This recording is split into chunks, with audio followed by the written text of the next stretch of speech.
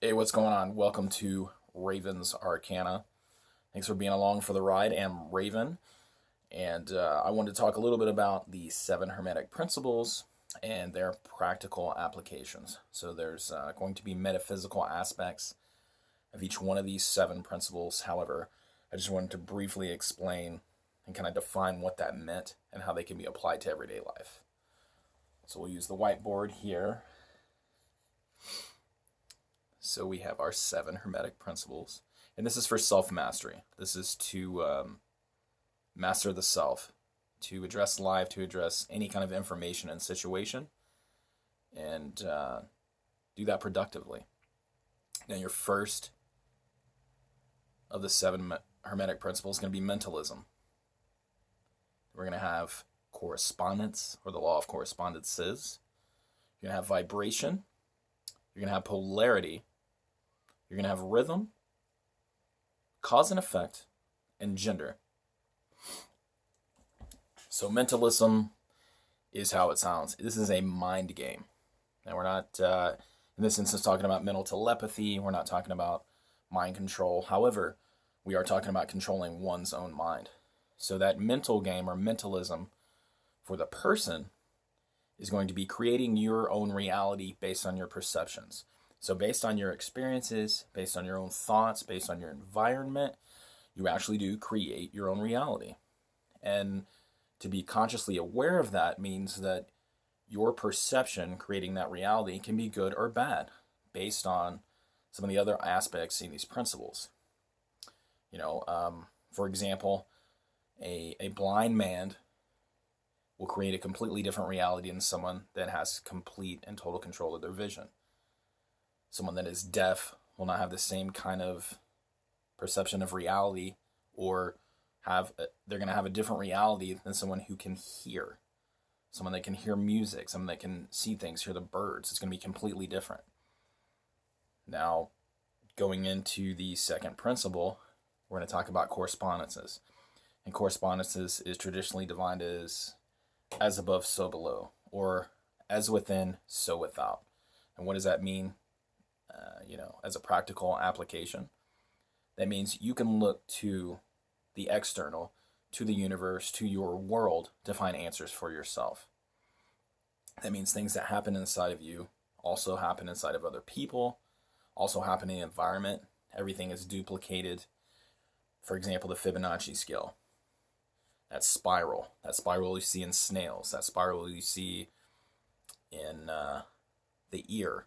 Everything is kind of connected there. And if you notice that, and you realize that you can find the answers, not only if you're looking for answers internally, they're going to be found externally. Once you master oneself and you know how to find answers internally, it will apply to the macro world. So, internal, external, as above, so below, macro, micro. And then we're going to get into vibration. Vibration is how it sounds. Nothing is ever at rest. So even in the physical world, solids, liquids, they all have matter. They all have atoms. They all have electrons, neutrons, things that are moving around. And most of the time they're moving so fast that it appears to be solid or liquid form. In this instance, for the person, we're talking about, what it sounds like. Good vibes, bro. When you bring in good vibes, that energy, there's an energy transference between you and everyone else around you, or the environment. When you're at work, or you're in a group, you're at a party, you're at a bar, a restaurant, and you feel someone come in and you feel that injury. You might feel an injury if you're an empath, but you feel that energy come in, and it affects the vibe of the room. If someone comes home, they had a bad day at work, you're happy to see them, they come through the door.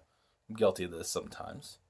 I bring those bad vibes, that anger, that stress, that anxiety, that circles around in the room. That brings energy that is not necessarily productive energy. And so you use that mentalism, you use that inside, outside, internal, external, and your mind to wrap your head around that, hey, let's disperse that energy. Let's see how to get rid of that. Well, how do we do that? That'll bring us to our fourth principle. The fourth principle is the principle of polarity. That means in this instance, a lot of times the same emotion is measured in different degrees, such as love and hate, such as happiness and sadness. And it is our ability to recognize that and kind of stay in the middle, or recognize that it's important to be happy about certain things. It's important to show sadness. It's important to show love and compassion, or, intuition, instinct. You have to balance yourself. Use your mind, use your knowledge of internal, external, once again. Use your knowledge of vibration, how that energy affects not only you, but also your environment and other people. So that polarity is measured by rhythm. We feel the rhythm, right? If there's music, if you go to a concert, you can feel the rhythm. You can see the waves of people moving around to drum beats, for example, drum circles. They are feeling the rhythm. They're feeling that energy. Now, rhythm also is talking about when that pendulum swings. Love, hate, happiness, sadness. It's really hard to be completely happy and also sad. That is the same emotion. So you have to watch that swing. Make that a fluid motion. If you have a sad event, there's appropriate sadness, there's appropriate reverence that you show to that event. And you bring that back in. You pull that person in with that energy. You pull them back in. You have a discussion with them to bring them back to either center or maybe a little happiness.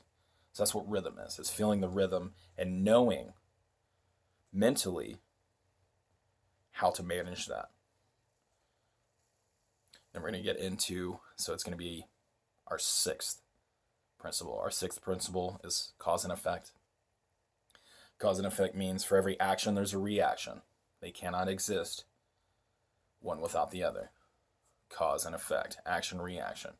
The trick to that is, once again, wrapping your mind around everything else that is going on internally, externally, emotionally, feeling that rhythm, riding the spiral, if you will, and manifesting what you want to happen. Your actions will have a reaction. Your cause will have an effect. Now, you don't want to be the effect of something. That means you're not in control. So if you're taking proactive action, you can create your reaction. You can create a cause that also creates an effect. And that's how you manage your decisions, your emotions, your life. You have to be in control. You have to be consciously aware of what is going on and how all of this is working together. Otherwise, you get this. And then we end up with gender. So gender, while it can mean obviously sex, male and female, in this instance is talking about masculine and feminine energy, left brain, right brain.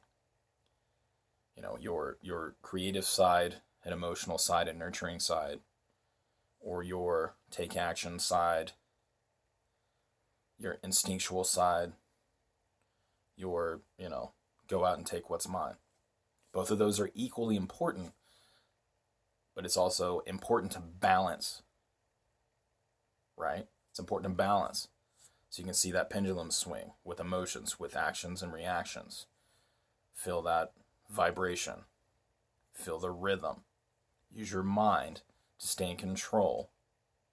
And that's all of this is. It's almost 7 principles that come out of the mind that all work as a cohesive unit to make sure that you get what you want, that you're not overly affected by something. So that pendulum is just not staying over here with hate or with anger or with fear. You're trying to stay in the middle. It's okay if you experience both ends of that spectrum. That's extremely important. But I just wanted to talk about this for a little bit, briefly touch on each one of those 7 Hermetic principles. And at a later time, I'll go into and break it down about the metaphysical aspects of that. As always, thank you so much for joining me. If you like the video, please give us a like. If you dig what we're doing here, give us a subscribe. And enjoy the rest of your weekend. I'm out.